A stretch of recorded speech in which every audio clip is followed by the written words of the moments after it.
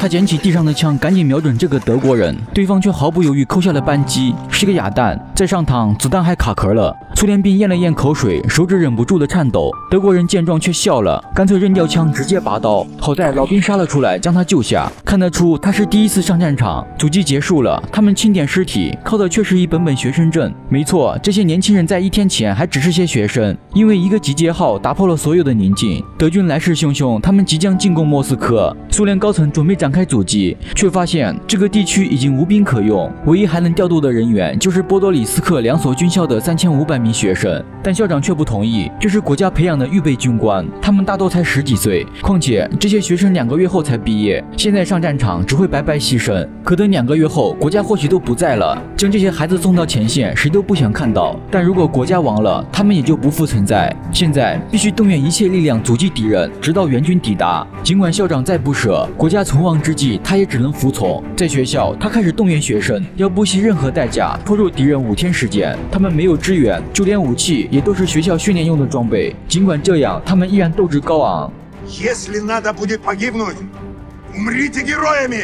在与亲人告别后，他们奔赴前线。路上，敌人展开了第1轮轰炸。面对突如其来的进攻，一些学生被吓得呆住，就连逃跑都不会了。爆炸点燃的汽车，而里面装满炸药，大家冒着弹雨抢救。其中一名学生跑到驾驶座，为防止爆炸波及其他车辆，他不顾危险将汽车开到远处。突然，一个年轻的生命就此陨落，学生们都愣住了，这是平日训练里没曾想到的。他们这才意识到，战场就是意味着死亡。来不及悲伤，他们立刻展开阻击，在德军的必经之路做好埋伏，避开敌人前哨的摩托车。等大部队靠近，他们就用炮弹招呼。突然的袭击打得德军毫无还手之力，前哨部队一直苦战，他们死死咬住敌人。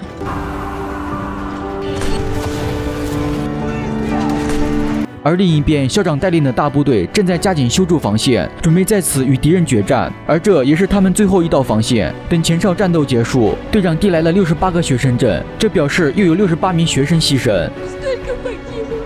他们光荣地完成了阻击任务，与大部队在桥头会合。帐壕里，2名士兵正畅谈着回家后的理想。这时，外面传来了动静，是敌人的飞机，炸弹像雨点般落下，朝着苏军的阵地轰炸。地面一瞬间变成了人间炼狱。从没见过如此残忍的学校。苏军将3500名学生送到战场，去阻挡德军一个师的进攻。面对敌人精良的武器装备，这些学生成了活生生的靶子。德军的炮弹像雨点般落下，朝着苏军的阵地轰炸。地面一瞬间变成了人间炼狱。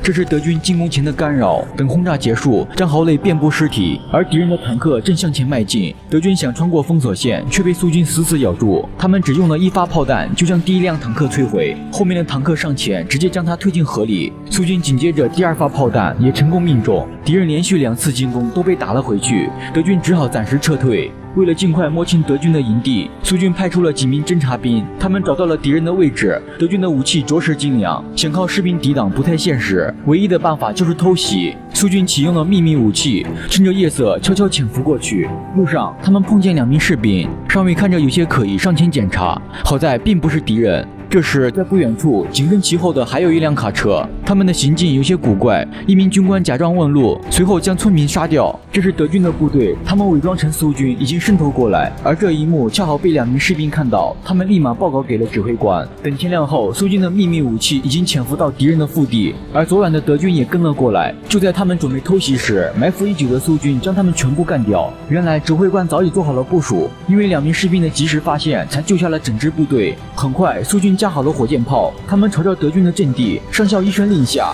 德军的装备瞬间化为泡影。侦察兵趁机抓回2个舌头，一个士兵抓住了军官，另一个直接扛起厨子，回到营地面对审讯。军官嘴硬，只字不提，而他的厨子却吓得要死，把知道的全部说了出来。这让苏军清楚了接下来德军的进攻意图。敌人接连几次受挫，这可把德军给惹火了。他们向苏军阵地投掷炸弹，地面瞬间浓烟四起。上尉以为是毒气，让士兵们都戴好防护罩。而德军这边，他们趁机搭起浮桥，等烟雾散去，德军已经出现在他们眼前。上尉高喊着乌拉，却被一枪打中。敌人扔过来一个手榴弹，卫生员愣在原地不知所措，军医直接捡起丢到外面。文员也拿起枪上阵杀敌，他干掉一个敌人，大喊乌拉，可下一秒就被敌人抹了脖子。战场上这样的情况太过常见。一个士兵眼睛失明，但他不愿离开战场，为了胜利，即使看不见也要留下替士兵们装填弹药。多日的战斗，苏军一直殊死抵抗，德军投来了劝降书，承诺给他们优厚的待遇，但士兵们不为所动，没人出卖自己的国家。然而，没人知道他们接下来是何等的悲壮。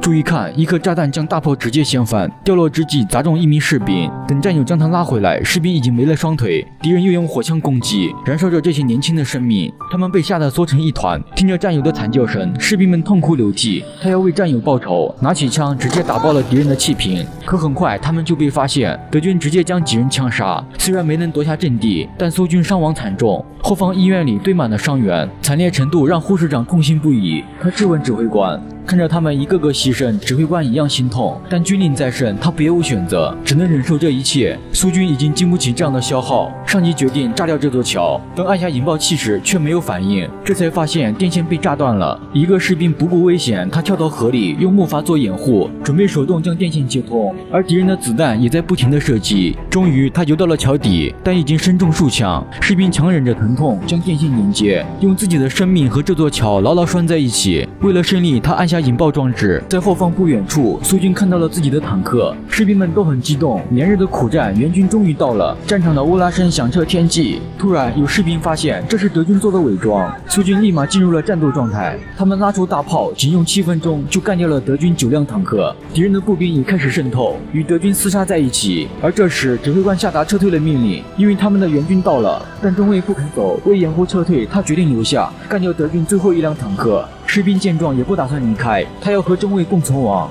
因为开炮，他们暴露了位置，附近的同伴很想帮忙干掉这辆坦克，但他们的炮伤卡住了。眼看敌人调转炮塔，唯一击败他的机会就是坦克瞄准的同时，开炮打掉敌人的炮管。就在千钧一发之际，几颗手榴弹扔了进来。他们短暂的眼神交流后，彼此读懂了对方。在生命与战斗面前，两人选择了继续战斗。随着炮弹发射，德军的坦克被直接摧毁，而他们也永远留在了这里。终于，战斗结束，3500名学生仅剩不到100人，几乎全军覆没。原本命令只坚守5天，他们却整整苦战了12天，为援军大部队争取到宝贵的时间。在撤退的路上，援军纷纷停下脚步，对这些孩子和教官们表示了崇高的敬意。而电影也是由真实故事改编，他们受任于败军之际，奉命于危难之间。因为这些学生的慷慨赴死，莫斯科才得以保全，这不由得让人心生敬畏。一个国家的少年亦是如此，那列强何愁不败？